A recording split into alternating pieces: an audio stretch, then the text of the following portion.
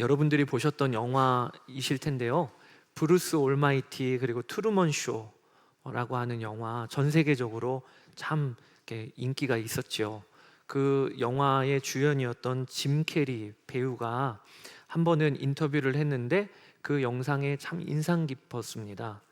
짐 캐리는 무명 시절부터 그렇게 자기 관리를 하면서 노력을 했답니다. 자신 앞으로 1,000만 달러짜리 약 145억 정도 가짜 수표를 만들어서 지갑에 넣고 다니면서 수시로 그것을 꺼내 보았대요. 나는 이 정도 대우를 받는 배우가 될 거야. 그리고 나서 그는 꿈을 이루게 되었습니다. 영화 배우로 큰 성공을 거두었고, 그리고 세계적인 명성과 막대한 부를 얻었어요. 그런데 그런 그가 깊은 우울증과 또 반복되는 자살 충동으로 어려움을 겪고 있다라고 하는 이런 인터뷰를 했어요. 그러면서 그 인터뷰에서 그가 이렇게 고백을 했습니다. 나는 모든 사람이 부자가 되고 유명해져서 자기 꿈을 다 이루어 봤으면 좋겠다. 그래야 그것이 정답이 아니라는 것을 알게 될 것이니까. 이렇게 인터뷰를 한 내용이 참 인상 깊었어요. 여러분, 심리학 개념 중에 도착오류라고 하는 개념이 있다고 합니다. 이 도착오류가 거기에 도착하면 영원히 행복할 것이라고 믿는 착각이라는 거예요. 우리가 수시로 경험하는 겁니다. 저 대학에 들어가면 행복할 거야. 저 직장에 들어가면 평안할 거야. 또 저 사람을 만나면 행복할 거야. 라고 하는 그런 도착 오류를 우리는 자주자주 경험한다는 거예요. 실제로는 그 목표를 이루는 과정이 행복한 것이지, 막상 그 목표에 도착하고 나면 우리의 뇌가 금방 그 상태에 적응해서 그렇게 꿈꾸던 그것이 그냥 평범한 일상이라고 느껴지게 된다는 거예요. 그러면서 뒤이어서 찾아오는 게 공허와 허무, 그리고 더 큰 욕구가 찾아오게 된다. 이걸 우리가 살면서 경험하게 되죠. 오늘 우리가 창세기 29장을 읽었는데, 이 창세기 29장의 주인공인 야곱이 바로 이 도착 오류, 도달했는데 이게 아니었네, 얻었는데 이게 행복이 아니었네, 이것을 보여주는 대표적인 인물이에요. 야곱은 그의 70이 넘는 인생 동안에 장자의 축복을 받기 위해 그렇게 매달렸습니다. 우리가 지난 시간에 야곱이 그 브엘세바를 떠날 때 연대기 계산을 해보면 77세 정도라 그렇게 추정이 되는데, 그의 70년 넘는 인생 동안 그는 장자의 축복받기 위해 그렇게 목매었어요.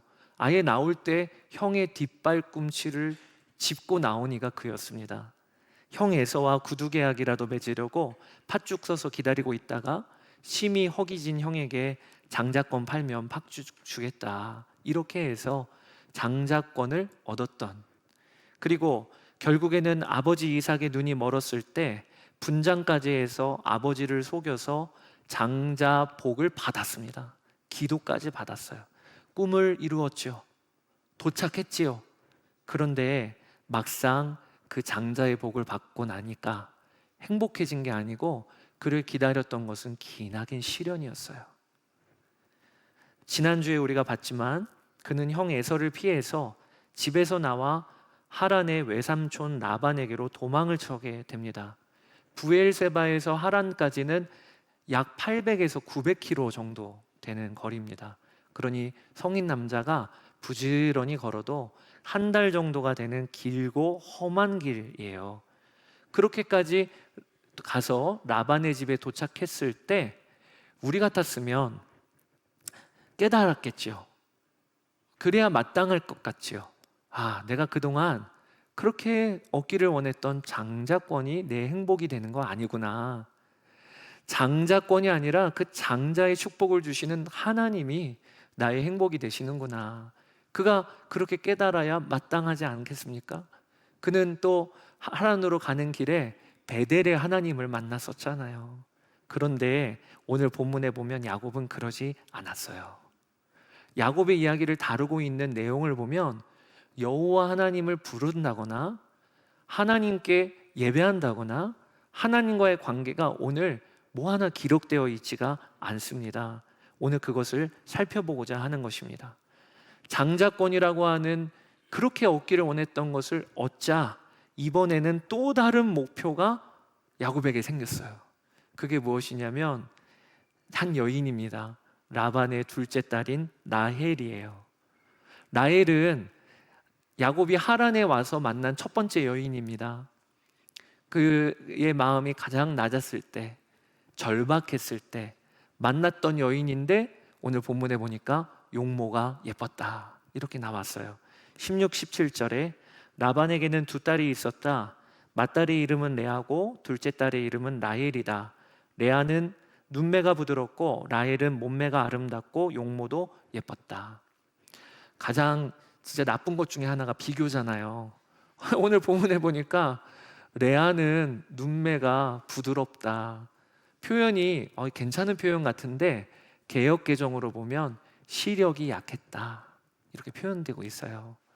그 당시 고대 중동 지방에는 여인의 용모에 대한 평가를 할 때 성경의 아가서에도 보면 눈이 반짝이고 그리고 눈빛이 분명한 그게 여인에 대한 용모 평가 기준 중에 하나입니다. 그러니까 오늘 본문에서 하고자 하는 이야기는 레아는 용모가 볼품이 없었다는 거예요. 그리고 그걸 또 비교까지 하고 있어요. 반대로 둘째인 라헬은 용모가 예뻤다. 야곱의 마음에 이 둘째인 라헬이 들어왔습니다. 그리고 그 다음부터는 이제 장자권은 얻었고 그 다음에 그의 마음을 지배하고 가득 들어온 건 라헬이었어요. 장자권을 얻기 위해 그렇게 노력했던 것처럼 이제 야곱은 라헬을 얻기 위해 자신의 전력을 다합니다. 야곱은 좀 그런 직진남이었나 봐요. 어떤 장자권이 딱 마음에 품어지면 어찌든지 그걸 얻기 위하여 앞뒤 안 가렸던 것처럼 오늘 본문에도 보면 정말 이 둘째 라헬을 얻기 위하여 그가 먼저 삼촌한테 가서 제안을 하기를 저 7년 동안 일하겠습니다. 학자들은 그 당시에 이런 야곱의 제안은 보통 이런 결혼을 앞두고 제안하는 2배를 제안했다. 보통 한 3년 반 정도 거기에서 일꾼으로 품삯을 얻으면 그러면 이제 아내를 얻는 그거의 2배를 제안했다는 거예요. 무보수로 7년을 일할 테니까 라헬을 아내로 주십시오. 그게 18절 19절입니다. 야곱은 라헬을 더 사랑하였다. 그래서 그는 제가 7년 동안 외삼촌 일을 해드릴 터이니 그때 가서 외삼촌의 작은 딸 라헬과 결혼하게 해주십시오. 그러자 라반이 말하였다. 그 아이를 다른 사람과 짝지어 주는 것보다 너에게 짝지어 주는 것이 더 낫겠다. 그러면 여기서 나와 함께 살자. 삼촌 라반의 입장에서는 수지 맞은 거지요. 7년 동안 노동력을 제공해주고 어차피 결혼시켜야 될 딸인데 결혼시킨다니까 그렇게 하자라고 합니다. 그때부터 이제 야곱은 이 라헬을 얻기 위하여 7년 동안 얼마나 열심히 일했는지 오늘 성경 표현에는 7년을 며칠처럼 여겼다. 수일처럼 여겼다. 야곱의 마음에는 이제 어떤 마음이 가득하냐면 내가 저 라헬과 결혼하면 행복할 거야. 라헬을 내 품에 얻으면 내 외로움과 상처는 보상받을 거야 라고 여겼다는 거예요. 여러분, 결혼을 앞둔 청년이 77세니까 청년이라 말하기에는 좀 그렇지만 사랑하는 여인을 마음에 품는 것이 이렇게 나쁜 일은 아니지요. 그런데 성경은요, 이 라헬을 얻고 이런 과정을 통해 야곱의 삶을 순탄하게 그리질 않아요.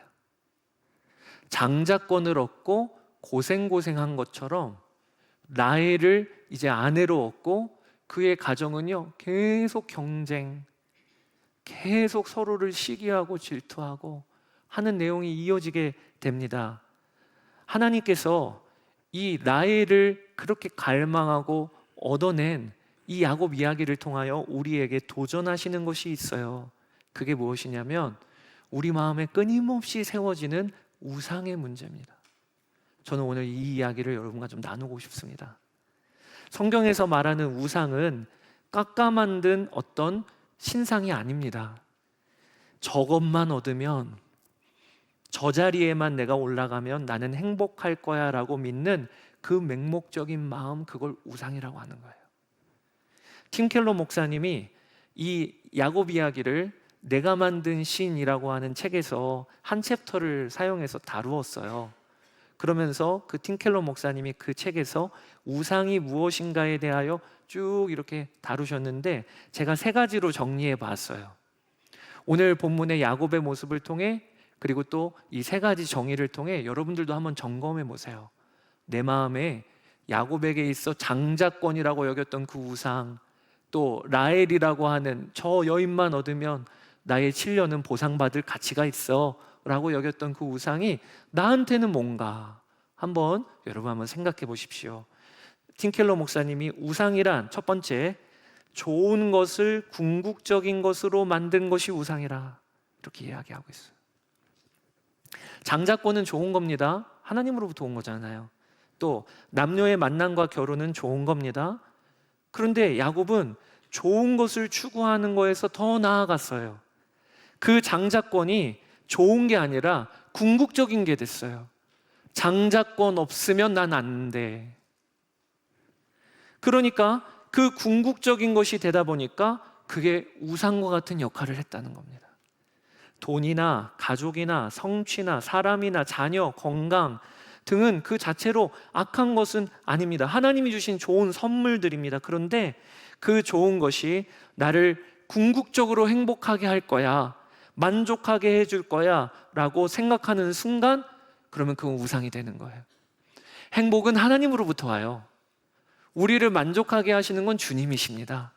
그런데 내가 그 좋은 것, 하나님이 나에게 베풀어 주신 좋은 걸 궁극적으로 올려놓는 순간, 그건 우상이라는 거예요.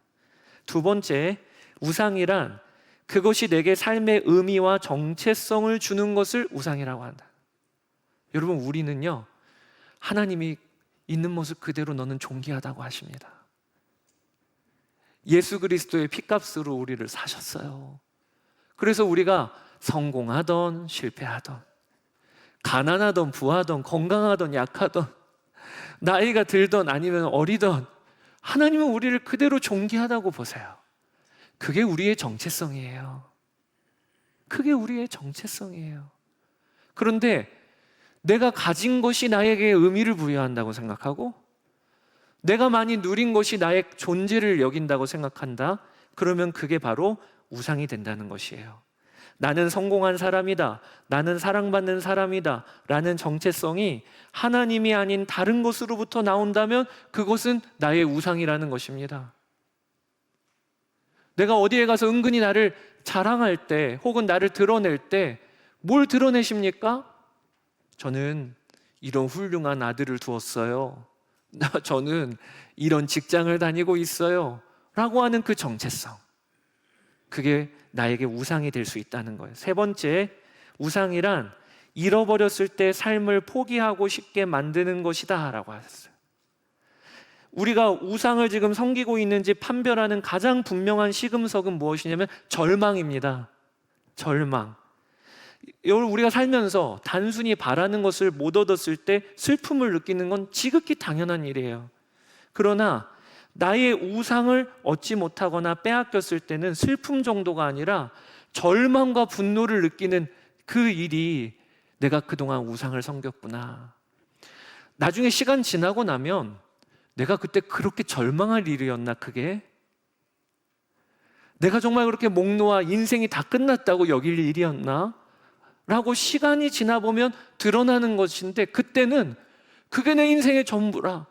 그거 놓치면 나는 끝난 거야. 내 인생은 완전 절망이야. 그게 나의 우상이 될 가능성이 크다는 거예요. 여러분들은 어떠세요? 여러분들의 장자권은 뭡니까?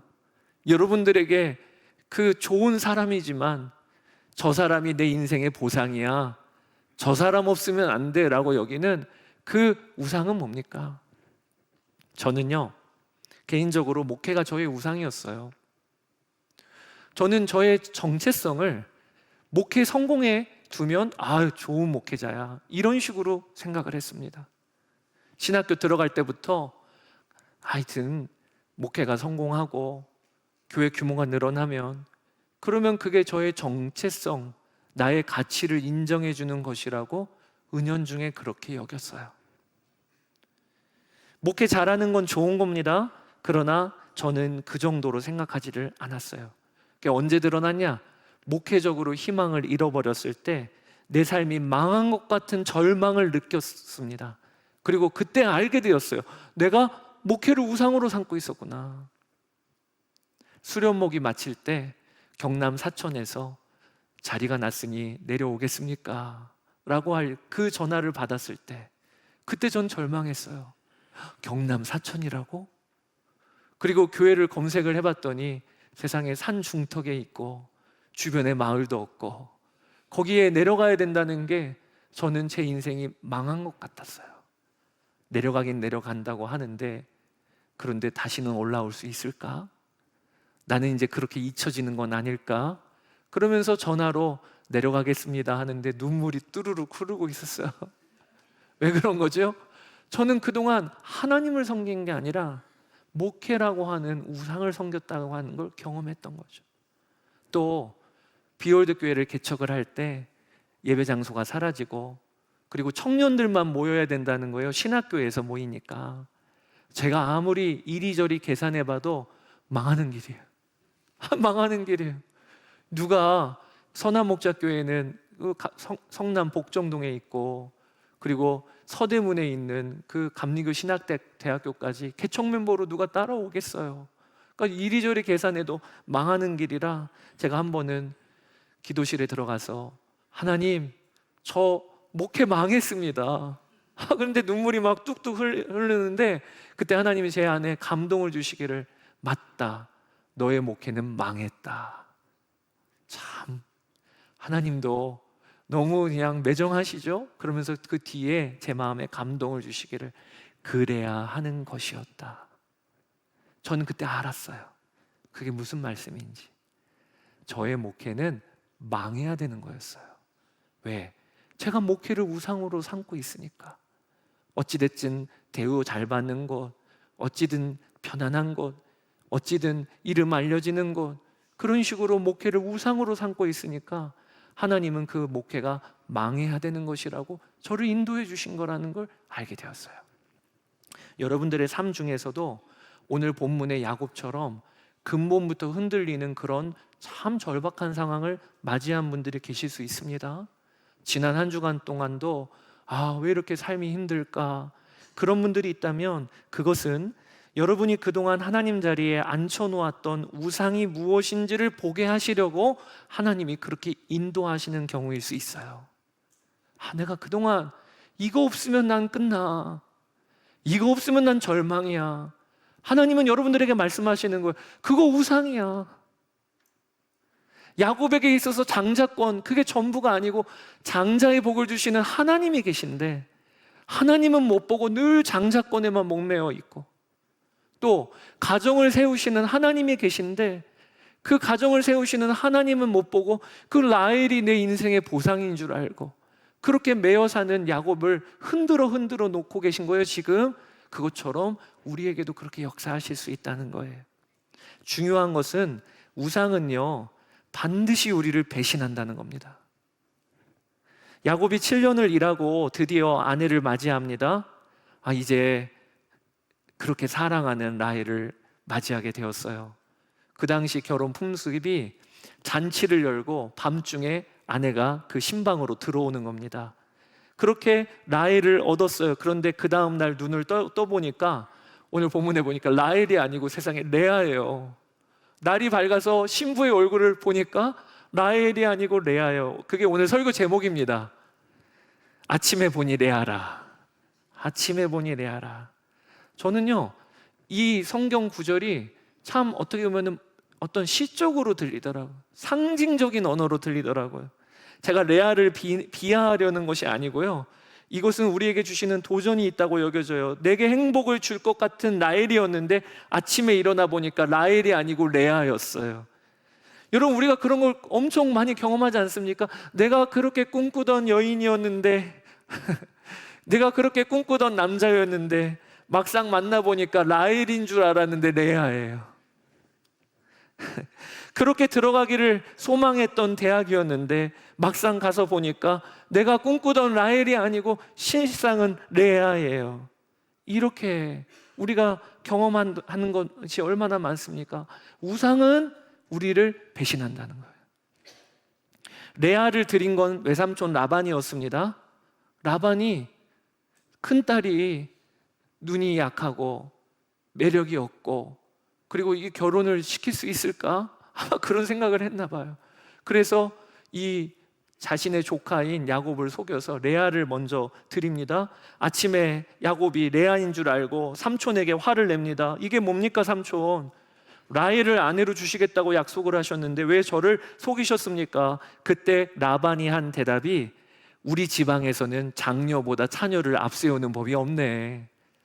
그게 26절입니다. 라반이 대답하였다. 큰 딸을 두고서 작은 딸부터 시집 보내는 것은 이 고장의 법이 아닐세. 근데 여러분 여기에 하나님의 아주 재밌는 개입이 있는 거예요. 여러분 야곱이 아버지를 왜 속였습니까? 장자권을 받기 위해 속였어요. 그런데 오늘 야곱이 뭐 때문에 속은 겁니까? 장녀보다 차녀를 보내는 법이 없네. 또 이 장녀, 이 문제로 속고 있는 거예요. 그 다음에 야곱이 아버지를 어떻게 속였습니까? 아버지의 눈이 가려져서 그걸 이용했잖아요. 그런데 라반이 지금 이 조카를 어떻게 속이고 있는 겁니까? 밤중에 눈이 안 보일 때 그때 레아를 드림으로 속이고 있는 거예요. 이거 진짜 하나님의 참 재밌는 개입이시죠? 야곱이 했던 그대로 당하고 있는 거예요. 그렇게 속이는데 기술자였는데 그런데 자기가 지금 자기 꾀에 빠져 넘어지고 있는 거예요. 이것이 장자권이라는 우상을 마음에 품고 산 야곱이 당하는 일이에요. 우상은 이렇게 우리를 배신해요. 내가 세운 우상이 그대로 나를 배신하는 겁니다. 우리가 속상한 일, 무너지는 일, 이런 모든 일은요, 여러분 되짚어 보세요. 내가 관심 없고 내가 모르는 분야가 절대 아닙니다. 우리가 왜 속상하고 절망하냐? 항상 우리가 그걸 우상으로 섬겼기 때문에 속상하고 절망한 거예요. 그렇게 관심을 쏟고 그렇게 시간을 들이고 그것이 내 행복이라고 여겼는데 그게 나를 배신하는 게 인생인 거예요. 우리가 예수님을 믿고 신앙생활을 하지만 늘 우리는 그 반복을 삽니다. 내가 그렇게 나에게 행복을 줄 거라 여겼던 장자권, 나에게 내 인생을 보장해 줄 거라고 여겼던 라헬, 그게 나를 속이고 나에게 실망을 주고 이거에 무한 반복을 사는 게 우리 그리스도인들의 삶도 매한가지라는 거예요. 그것을 야곱이라고 하는 대표적인 인물이 오늘 우리에게 보여주는 것이죠. 그렇다면 여러분 이 헛된 우상의 굴레 어떻게 벗어날 수 있냐? 아침에 일어나 보니까 레아였더라 라고 하는 이 절망적인 지독한 도착 오류, 늘 경험하는 이 도착 오류 어떻게 빠져나올 수 있을까? 여러분 우리가 주목해야 될 인물이 레아입니다. 레아. 오늘 본문을 읽느라고 한 20절가량 길게 읽었는데 이 레아를 우리가 오늘 보게 되기를 원합니다. 성경에 레아는 사실 주인공의 흐름이라기보단 사실은 조연배우 같은 인물이죠. 레아 이야기가 사실은 외모도 눈매도 연약했고 그리고 남편에게 사랑받지 못하고 철저하게 소외당했던 여인이 레아입니다. 여러분 레아의 한번 심정을 생각해 보세요. 야곱과 이제 결혼을 해서 첫날 밤을 보냈는데 그 다음날 날이 밝자 야곱이 펄쩍 뛰면서 이 여인은 아니라고요. 그걸 듣고 있었던 레아는 어떤 마음이었을까요? 남편이라고 했는데 첫날 밤도 보냈는데 그런데 남편은 하나도 마음을 주지를 않아요. 그랬던 레아. 근데 여러분 이 레아도요 지독한 우상 숭배자였어요. 어떤 면에서 그러냐? 그녀의 우상은 뭐였죠? 남편의 사랑. 남편의 사랑. 자기는 평생을 남편으로부터 사랑받기를 원해서 그것을 우상으로 삼았어. 남편에게 사랑받으면 난 행복할 거야. 남편의 마음을 얻으면 행복할 거야. 그래서 오늘 본문 후반부에 레아가 아들들을 낳고 짓는 이름들을 가만히 보세요. 첫 번째 르우벤, 보라 아들이라 라고 하는 이름을 짓고 레아가 이렇게 말합니다. 이제는 남편도 나를 사랑하겠지. 아들을 낳는 기쁨보다 어떤 기쁨을 더 지금 갈망하고 있냐면, 아들 낳았어요. 그게 수단이 되어서 남편도 이제는 나를 사랑하겠지. 그러니까 끊임없이 지금 목말라하고 그리고 우상을 삼고 붙잡고 있는 게 뭐냐면 남편의 사랑. 둘째, 시므온을 낳았습니다. 그리고 레아가 말합니다. 내가 남편의 사랑을 받지 못하여 하소연하는 소리를 들으셨구나. 하나님께서 내가 남편의 사랑을 받지 못해서 하소연하는 소리를 들으셨다. 끊임없이 그의 시선이 남편에게 가 있어요. 셋째, 레위를 낳고 또 말합니다. 아들을 셋이나 낳았으니 이제는 남편도 별 수 없이 나에게 단단히 매이겠지. 이렇게 레아도 우상 숭배자예요. 남편의 사랑에 거기에 꽂혀서 아들을 셋이나 낳을 때까지 그녀는 끊임없이 남편의 옷자락을 매달고 늘어졌습니다. 나를 좀 봐주세요. 나를 좀 봐주세요. 그런데 여러분, 이 레아 역시 우상에게 철저히 배신당하고 있습니다. 어떻게 배신당하고 있죠?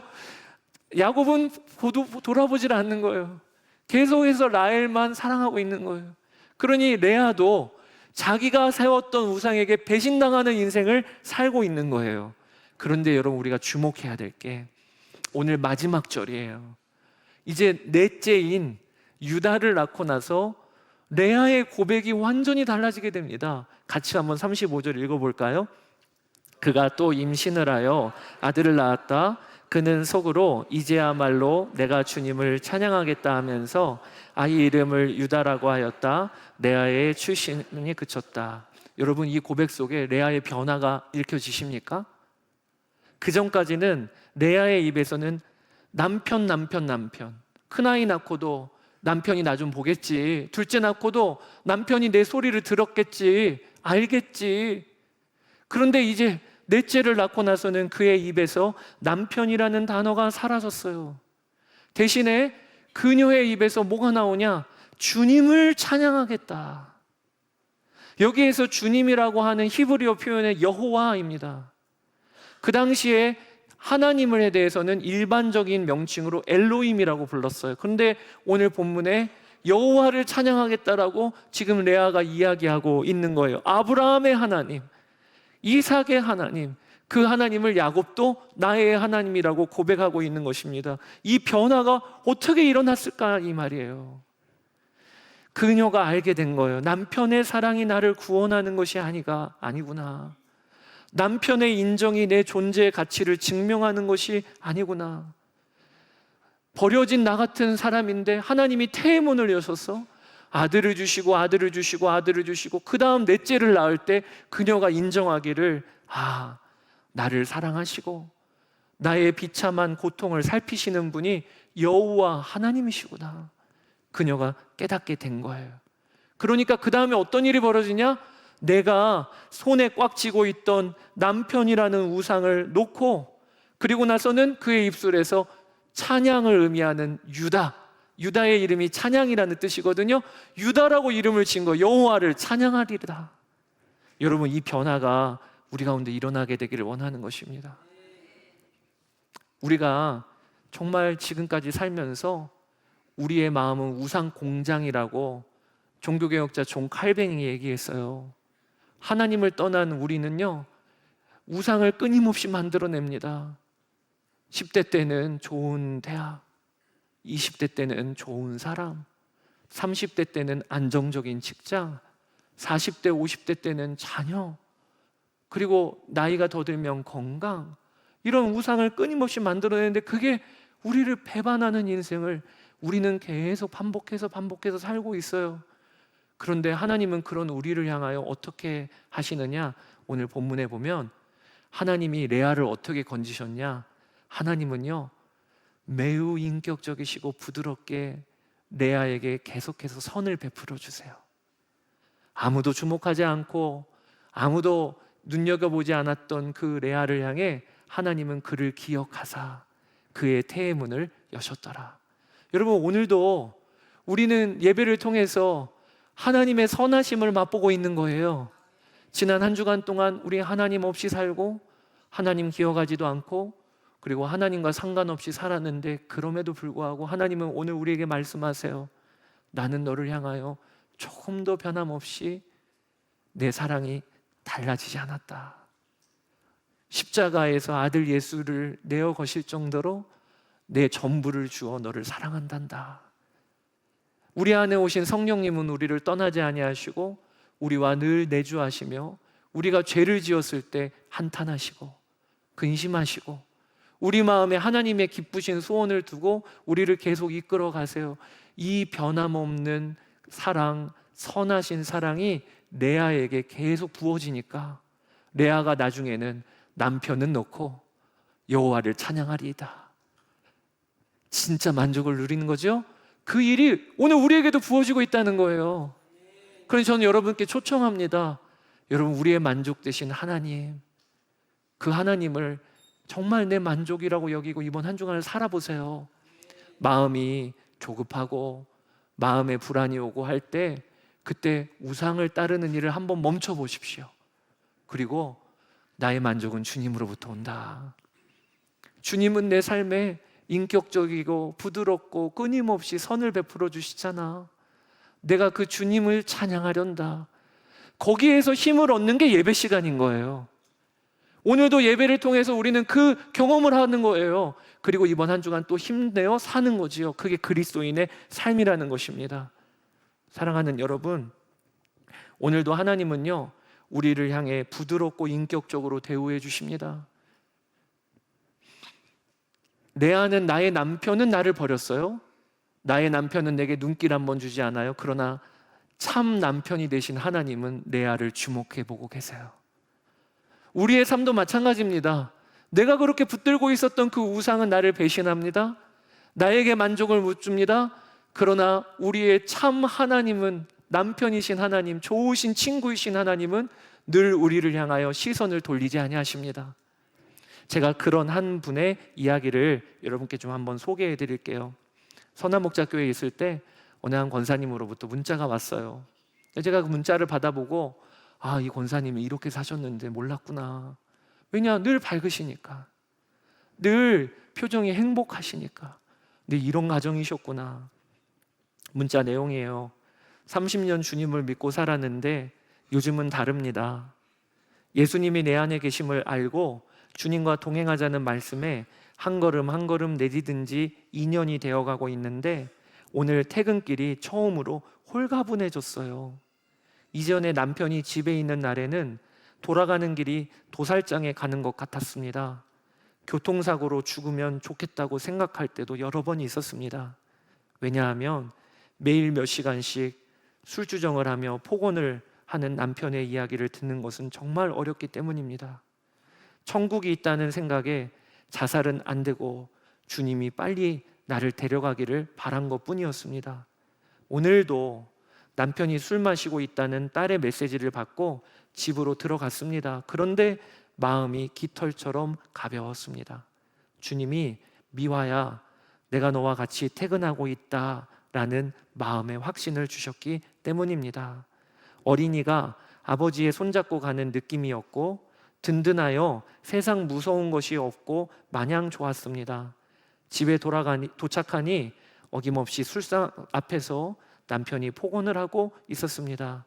주방에 와서 남편이 마실 보리차를 데우며 주님께 물었습니다. 주님, 주님도 저와 함께 힘드시죠? 저도 힘들어요. 하는데 얼마나 행복했는지 모릅니다. 술주정하는 남편도 이렇게 멋진 하나님을 만나기를 기도했습니다. 이 권사님이 그동안은 남편이 변하면 그러면 난 행복할 거야. 남편이 술주정 안 하면 내 삶은 달라질 거야. 자기도 모르게 단란한 가정이라고 하는 선한 거예요. 그런데 그걸 궁극적인 걸로 세웠어요. 그리고 그 선한 것이 내 가치라고 여겼어요. 그랬던 삶을 살았는데 하나님을 만나고 났더니 이제 달라진 것이 하나님이 내 삶의 궁극적인 행복이시고 내 삶의 의미는 다른 곳으로부터 오는 게 아니고 하나님으로부터 온다는 걸 예수 동행하면서 맛본 거예요. 하나님의 선하심을 맛보면서 믿음이 생긴 거예요. 그러니까 그날 퇴근길이 상황은 하나도 안 바뀌었는데, 그런데 보는 눈이 다 달라져 있어요. 나는 주님으로 인하여 행복하니까 남편의 술주정도 감당할 수 있게 되었어요. 여러분, 이게 우상을 버리고 하나님을 붙잡은 인생의 모습인 거예요. 여러분, 그렇게 되시기를 주의 이름으로 축복합니다. 우리 꼭 오늘 기도 가운데 하나님, 제 마음에 그래요 주님, 주님이 저의 참 만족 되세요. 제가 그동안 나의 장자권이라고 여기고 나의 라헬이라고 여겼던 이거 없으면 난 못 살아, 여러분 놓아보세요. 그거 없어도 살아요. 하나님이 우리의 만족 되시거든요.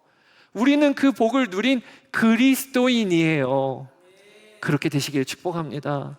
이 시간에 우리 함께 찬양하기를 원하는데, 이 찬양이 떠올랐어요. 얼마 전에도 이 찬양을 불렀었는데 여러분 아실 겁니다.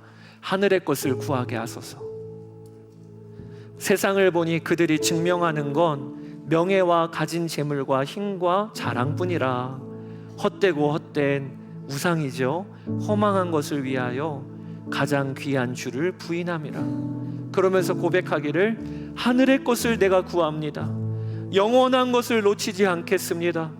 주님의 말씀 능력이 되시고 나는 주님의 주를 힘입어 주님의 뜻을 이루며 살아가겠습니다. 그렇게 결단하는 이 찬양을 우리 다 함께 고백합시다. 세상을 보니 그들이 증명하는 것, 명예와 가진 재물과 힘과 자랑뿐이라. 헛되고 헛된 허망한 것을 위하여 가장 귀한 주를 부인하니라. 주님을 믿고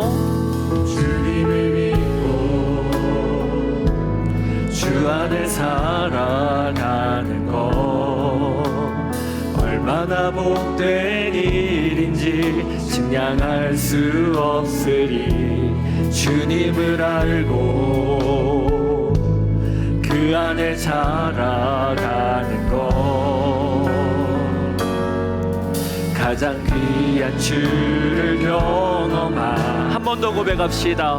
세상을 보니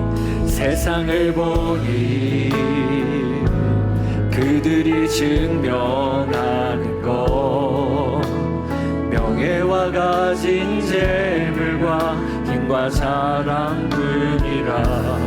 헛되고 헛된 허망한 것을 위하여 가장 귀한 주를 부인함이라. 주님을 믿고 주 안에 살아가는 것 얼마나 복된 일인지 측량할 수 없으리. 주님을 알고 그 안에 자라가는 것 가장 귀한 주를 의뢰. 우리 이 시간에 고백합시다. 하늘의 것을 구하게 하소서. 구하게 하소서. 영원한 것을 놓치지 않으리.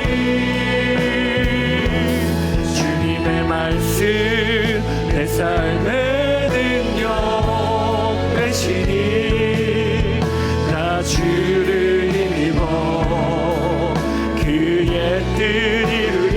내가 속한 곳 거룩해 하소서. 주님의 마음 놓치지 않으리. 주님의 세대 믿음이 오갈 증인이 되어 거룩한 주의 나라 세워. 다시 한번 하늘의 것을 구하게 하소서. 기뻐하게 하소서. 영원한 것을 놓치지 않으리. 주님의 말씀 내 삶의 능력 되시니 나 주를 힘입어 그의 뜻 이루리. 간 곳 거룩해 하소서. 주님의 마음 놓치지 않으리. 주님의 새들 이어갈 증인이 되어 거룩한 주의 나라 세워가리. 이 시간에 야곱이 장자권이라고 그리고 라헬이라고 붙잡았던 우상과 같이 이것이 내 의미야, 이것이 내 보상이야, 이것이 없으면 내 인생은 망해 라고 내가 붙잡고 있었던 것은 무엇입니까? 하나님이 오늘 우리에게 말씀하십니다. 결국엔 그게 너를 실망케 하고 그것이 결국에는 너를 배신하는 우상이야. 하나님이 주신 좋고 선한 것들을 어떻게 우리가 정말 즐길 수 있을까요? 좋은 것을 궁극적으로 만들면 안 됩니다. 하나님이 나의 만족이고 하나님이 나의 온전한 행복이십니다. 그러면 나에게 주신 좋은 것들을 비로소 누리게 되는 것이에요. 우리가 이 시간에 기도할 때 끊임없이 우상을 세워 마음에 두는 삶이 끝나고 왕이신 하나님을 모신 삶이 시작이 되게 하여 주시옵소서. 우리 이 시간에 그렇게 결단하며 기도하며 나아가겠습니다. 주여 아버지 하나님, 그렇습니다. 하나님, 우리의 삶에 아버지 하나님, 나도 알게 모르게 세웠던 나의 장자권, 나의 라헬, 아버지 하나님, 그것이 내 인생의 의미라고 여기고 그것이 내 인생의 보상이라고 여기고 그것이 없으면 내 인생이 무너지고 망할 것이라고 여겼던 그 우상을 하나님께 내어드립니다. 하나님이 우리의 만족 되십니다. 하나님이 우리의 완전한 아버지 하나님 기쁨이 되십니다. 하나님이 우리의 행복이 되십니다. 아버지 하나님, 그렇습니다. 하나님, 우리가 아버지 하나님을 온전히 의지하고 하나님께로 나아가는 내가 아버지 하나님 믿게 되기를 갈망하고 원합니다. 오 나의 주 나의 아버지 하나님, 우리 주님을 향하여 아버지 하나님 나아가게 하여 주소서. 아버지 하나님, 우리의 아버지 하나님 우상이 무너지고 끊임없이 우상을 세우는 삶이 무너지고 주님을 붙잡는 역사가 일어나게 하여 주소서. 아버지 하나님, 우상은 반드시 우리를 배반하고 우리를 속이고 우리를 무너뜨리게 하지만 주님은 그렇지 않으십니다. 주님은 그렇지 않게 하십니다. 아버지 하나님, 우리가 정말 이걸 경험하는 아버지 그리스도인들이 되게 하여 주소서. 아버지 하나님, 우리 주님을 찬양하며 하나님께만 오직 매어 달리게 되기를 원합니다. 오 나의 주 나의 아버지 하나님, 찬양하며 나아갑니다. 하나님 도와줘 주소서. 여러분, 우상은 우리의 마음에 폭력적으로 강압적으로 들어옵니다. 그리하여 내 마음에 자리를 잡습니다. 그러나 우리의 참 좋으신 완전한 하나님은 우리를 정말로 인격적으로 부드럽게 대우해 주십니다. 아무에게도 주목받지 못하고 버림받았던 레아를 우리 하나님은 주목하시고 그를 생각하셔서 태의 문을 여시는 이 하나님의 선하심이 오늘 우리에게도 부어지고 있습니다. 하나님은 우리를 아들을 내어주시기까지 사랑하시고 우리를 향하여 오실 때 부드럽고 인격적으로 우리에게 선을 베풀어 주십니다. 이제 우리가 결단할 시간이에요. 하나님, 제가 나에게 이렇게 인격적으로 나를 사랑하시는 하나님을 나도 붙들고 살게 하여 주소서. 이제는 나의 시선이 주님을 향하여 하나님, 내 시선이 고정되어지게 하여 주시고 나도 그 주님과 동행하는 삶을 살게 하여 주셔서 주님으로 인하여 만족하고 주님으로 인하여 평안을 누리는 이번 한 주간의 삶이 되도록 이 시간에 주의 이름 한번 부르고 결단하며 기도하며 나아가겠습니다. 주여,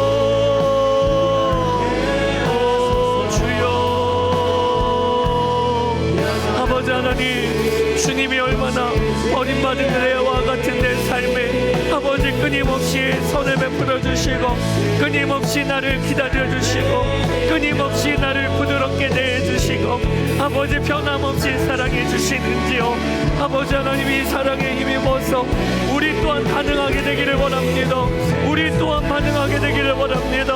아버지, 그동안 내 아버지 하나님, 이것이 내 의미라고 여기고 이것이 무너지면 내 인생이 망할 것이라고 여겼던 우상들을 내려놓고 하나님께 아버지 하나님 우리의 삶을 드리며 나아갑니다. 아버지 하나님, 오늘도 예배드리러 나온 모든 성도들에게 참 하나님께 반응하고 우리의 삶에 왕께 반응하여 하나님 나아가는 역사가 있게 하여 주시기를 원합니다. 오 주여, 감사합니다.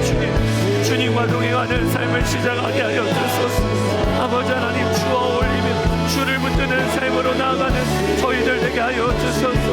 오 주여, 아버지 하나님, 하늘의 것, 하나님의 영원한 것, 그것이 우리의 기쁨과 만족입니다.